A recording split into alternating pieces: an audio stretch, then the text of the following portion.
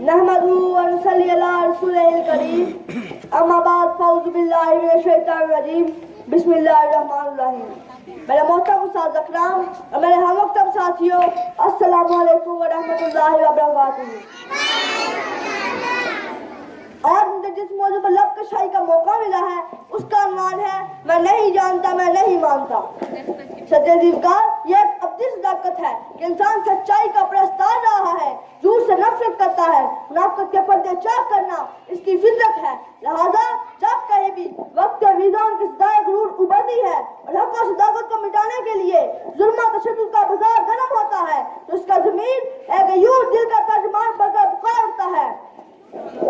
کہ اے آتش قدوں کو دھکانے والے نمرود، اے خدائی کا دعویٰ کرنے والے فرعون، اور اے عصر حاضر کے جھوٹے لات اور منات، سنو سنو تمہاری منافقت اور ریاکاریوں کو، ظلم و تشدد کی گرم بساری کو میں نہیں جانتا میں نہیں مانتا۔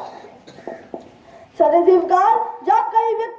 وقت کے فرعون نے سر پاڑا تو موسیٰ علیہ السلام کا نعرہ ایمانی سر بلا، اور جب کسی یزید نے شریعہ اسلام کو کاٹنے کی کوشش کی تو حضرت امام حسین رضی اللہ تعالیٰ عنہ میدان کربلا میں آ گئے اور انہوں نے اس شان سے اپنے اور اپنے خاندان کے لہو کا نذرانہ پیش کیا کہ وہی بے برگ اور باشجر اسلام پھر سے جاوداں کا نمونہ بن گیا۔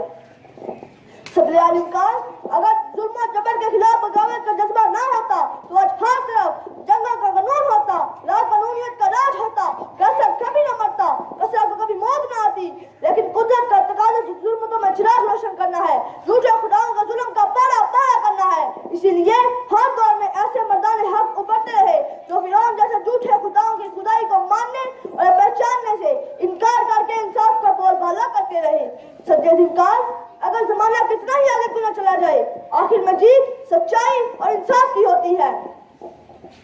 ایسے قانون کو، ایسے دستور کو، ایسے قانون کو، ایسے دستور کو، صبح ہے نور کو میں نہیں جانتا میں نہیں مانتا۔ ہمارے